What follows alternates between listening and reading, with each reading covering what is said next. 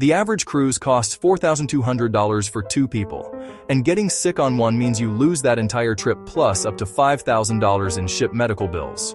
3 people are dead from a virus on a cruise ship right now, and 115 more were sick on a different ship this same week. Cruise lines won't tell you this before you board, but I will, and I'll give you the 3 steps that take less than 10 minutes to execute but can save your entire trip. Before that, subscribe now, because this information changes weekly and you'll want the latest before your sail date.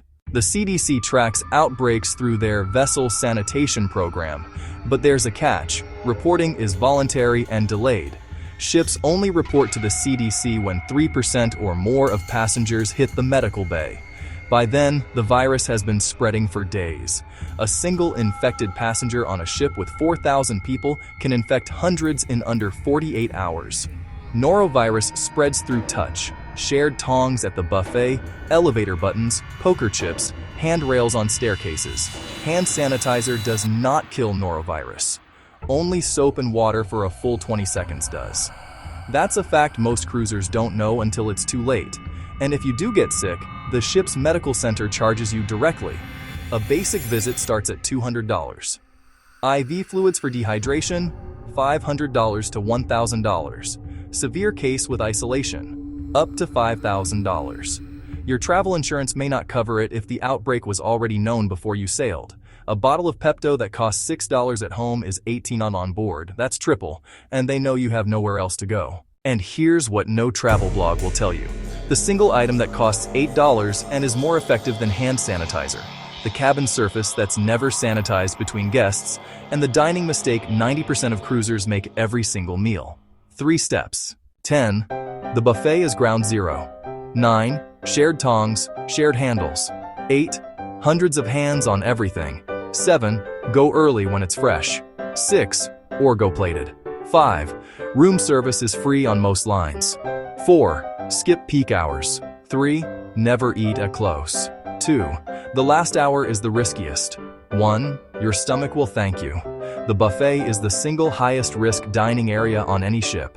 Hundreds of passengers touch the same tongs and serving spoons every meal. The fix: eat at off-peak times when food is freshly restocked. Order plated meals at the dining room, or use room service. It's included on most cruise lines at no extra charge. Never eat during the last hour of service. That's when the food has been sitting out longest and the tongs have been handled the most. That last line, never eat it close, is what changes everything. And specific is what saves you money. 10. Your cabin looks clean. 9. It isn't. 8. The last guest touched every surface. 7. Grab your hypochlorous acid. 6. Hit the remote first. 5. Then light switches. 4. The phone. 3. Door handles. 2. Bathroom faucet. 1. Your cabin is yours now. Hypochlorous acid kills norovirus where sanitizer fails. Hospitals use it. It's safe, no fumes, and about $8. Stewards clean, not sanitize. The second you enter, remote, light switches, phone, faucet, spray, wipe, done. Each time you return, wash with soap for 20 seconds. Sanitizer doesn't kill norovirus. 10. Pack Pepto. 9. Pack Imodium. 8. Electrolyte packets. 7. A thermometer. 6. Zinc lozenges. 5. Don't buy these on the ship. 4. The pharmacy charges triple. 3. Pack before you sail. 2. 1 Ziploc bag. 1. You're covered. If you do get sick, the ship's pharmacy charges triple. A bottle of Pepto that costs $6 at home is $18 on board. Pack it all in a single Ziploc bag. Pepto, Imodium, electrolyte packets, a small thermometer, zinc lozenges. It weighs nothing, fits in your carry-on, and it means you can treat symptoms immediately instead of waiting for the medical center to open. That kit costs about $25 on Amazon, and it can save you hundreds in ship pharmacy charges. That last line, 1 Ziploc bag, you're covered, is what changes everything. And specific is what saves you money. Here's the part most safety videos skip.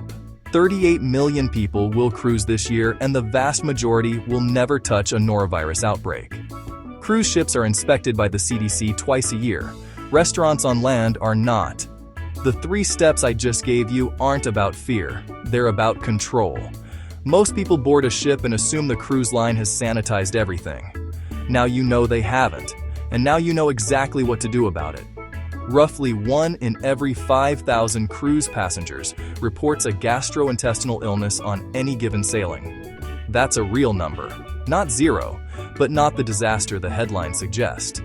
Outbreaks make the news because they're rare, not because they're common. Comment your next cruise below. I'll tailor tips to that ship. And if this helped, tap like and subscribe for more ship-specific outbreak updates. Save like a local, not a tourist, and sail like one too. I'll see you on the next one.